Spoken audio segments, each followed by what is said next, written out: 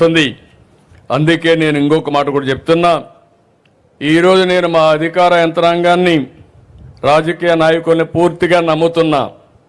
కానీ నేను వీళ్ళు కరెక్ట్గా చేస్తున్నారా లేదా అని కూడా టెక్నాలజీలో చూసుకుంటున్నా. నేను పింఛన్ ఇమ్మన్నాను, పింఛన్ ఎక్కడిచ్చాడో మూడో కన్ను పెట్టి నేను ఎక్కడున్నా పర్యవేక్షిస్తున్నాను. అది టెక్నాలజీ.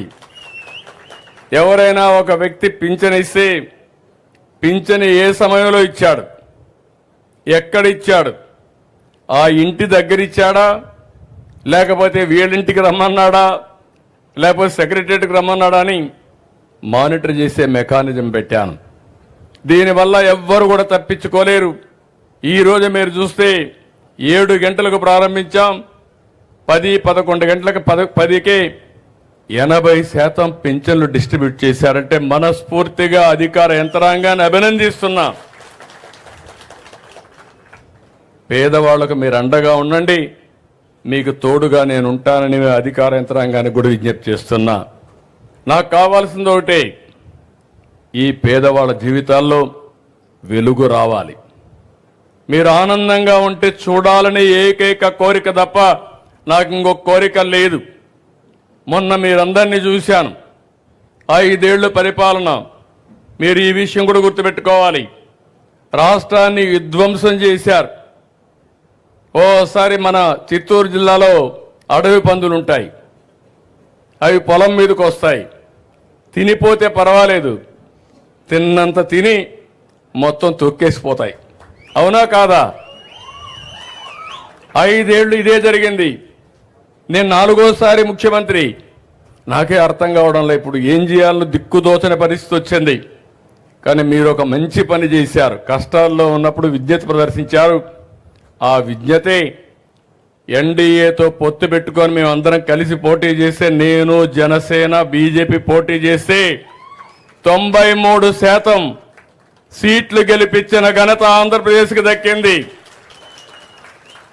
అది ఒక సంజీవనిగా పనిచేసింది. అంత మునుపు 2019లో మీరు అనుకున్నారు నేను అన్ని చేసి ఇంకా ఎక్కువ చేస్తారని.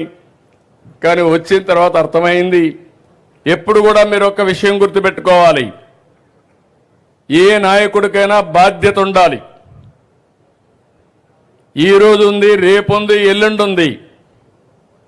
ఒక ఇంట్లో మీ ఊర్లో ఒక కుటుంబ పెద్ద ఉంటాడు, ₹1,00,000 ఆదాయం వస్తుంది, 3 లక్షలు ఖర్చు పెడతాడు.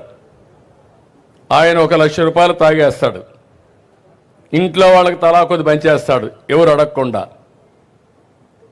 2-3 ఏళ్ల తర్వాత ఏమవుతుందంటాను, అప్పుల వాళ్ళు ఇంటికి వచ్చి జప్తు చేసే పరిస్థితి వస్తుంది, బజార్లో పడే పరిస్థితి వస్తుంది. అదే జరిగింది. ఈరోజు నేను అప్పటికితే అప్పు ఇవ్వమనే పరిస్థితికి వచ్చారు.